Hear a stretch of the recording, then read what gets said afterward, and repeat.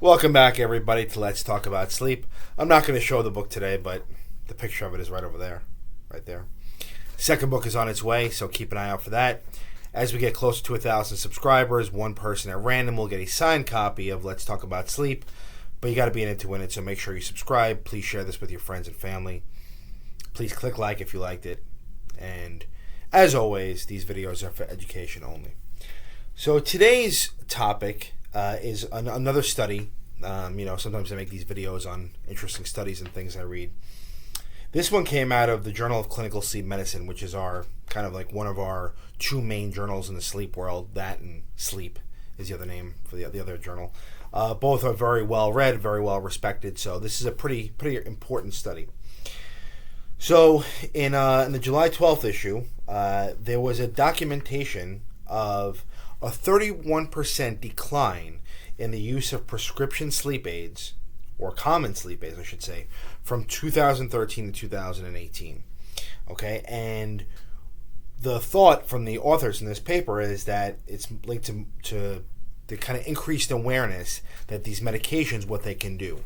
I talk a lot on this channel about things like memory disturbances and addiction and worsening of sleep apnea with some of these medications, particularly the benzodiazepines. Okay, so that's Xanax, Klonopin, Restoril, or temazepam, which I'm going to be making another video. I'm making a video on that, which will be next. Medications like that can certainly worsen sleep apnea. They can be addictive.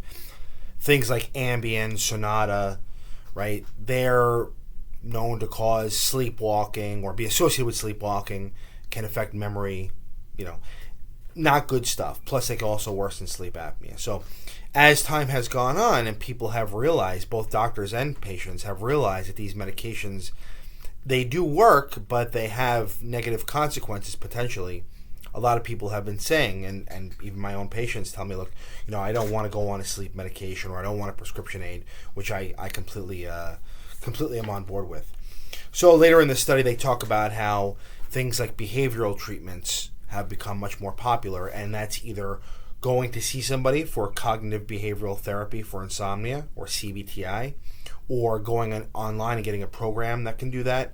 Somryst, SOMRYST, is one of those. There used to be a thing called Shut Eye, SHUT, small I. It was the same idea.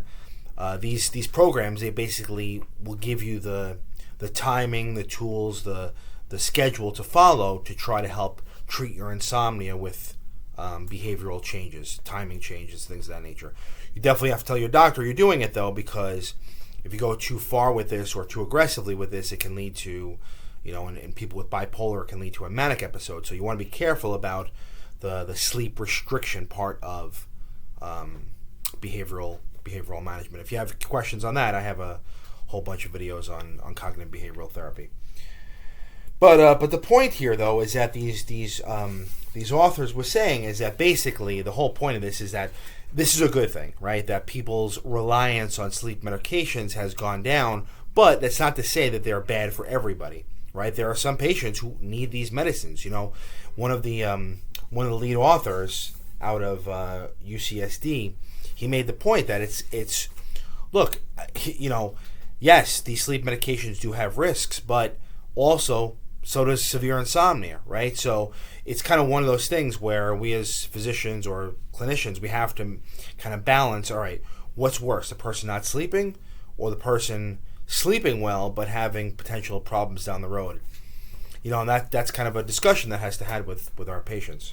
So, but I think overall this is a good thing, and people are not as reliant on meds. And I think as the field of sleep medicine and sleep health and what we understand about sleep and how it affects our daily functioning, as that improves and increases and time goes along, hopefully this trend will continue. But it's not to say, like I said, that sleep medications are bad. It's just that certain ones do carry risks, so you got to be careful about them.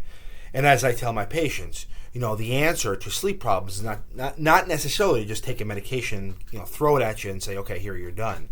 There's a lot more that goes into it. So, the field of sleep has only been around in earnest for about 40 to 50 years. So I think that will continue to improve as we learn more and more about sleep and sleep disorders. So that's the video for today. If you have any questions on this study or anything, just leave them in the comment section down below. Once a month, I will answer any and all questions in a video format like this. So, so ask away, and I will see you on the next one. Till then, sleep well.